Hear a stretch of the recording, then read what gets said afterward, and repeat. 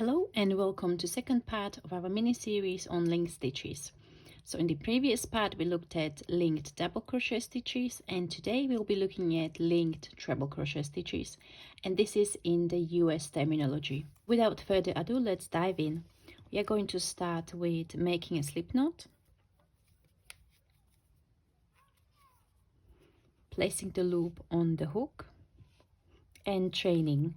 To chain, you will yarn over the hook and pull through the loop on the hook. Let's chain 1, 2, 3, 4, 5, and so on. So this stitch pattern is very easy because it can be worked over any number of stitches.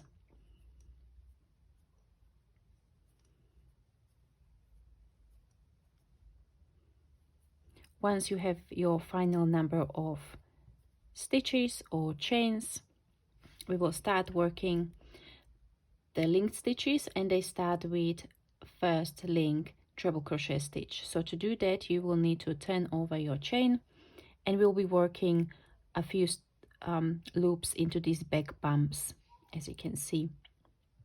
So we will start with the next chain next to the hook. We insert the hook under the back bump, yarn over and pull up a loop. Then we will do the same into the following chain. So we insert the hook under the back bump, yarn over and pull up a loop. So we've got 3 loops on our hook, and then for the following loop, or picking up the following loop, we will work into the next chain but into the top loop. So we will not work into the back bump again, and this will be where the stitch will be sitting. Yarn over and pull up a loop. So we have 4 loops on our hook. We will then yarn over, pull through 2, yarn over, pull through 2, and yarn over, pull through 2.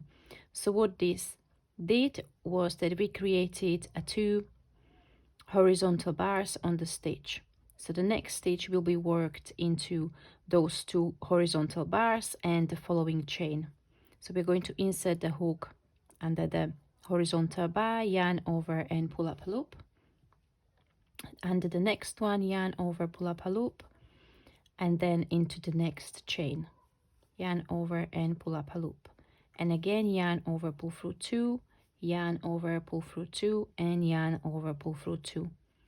So we'll repeat that once more at a speed. Place the next stitch into the following chain, and so on. I will let you go ahead and work your linked treble crochet stitches into each chain of your foundation chain, and I'll meet you at the end of the first row to show you what to do next.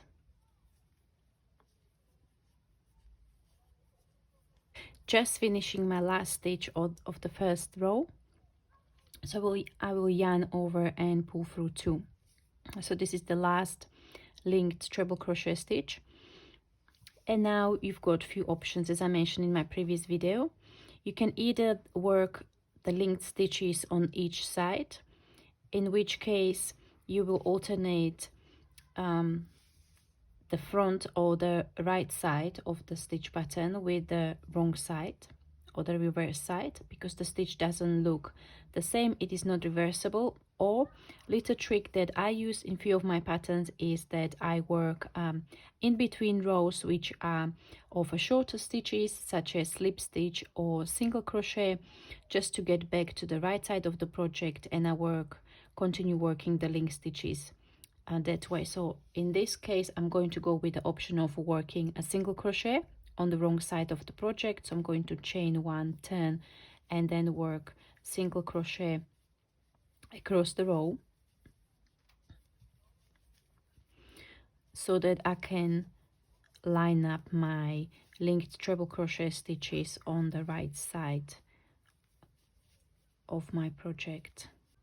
Once you get to the last single crochet stitch, you will then chain 3 and turn, and then pick up a loop for the first linked treble crochet stitch into the second back bump from the hook, then into the third, and then the base of the stitch. So you've got 4 loops on the hook, yarn over, pull through 2, yarn over, pull through 2, yarn over, pull through 2, and that's your first linked treble crochet stitch. And then you will start picking up the loops in the horizontal bars of the adjacent stitch.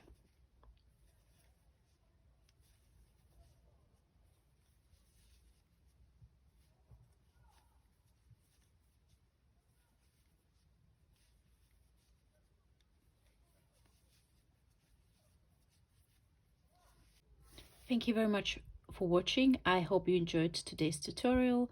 I'll see you again soon. Bye bye.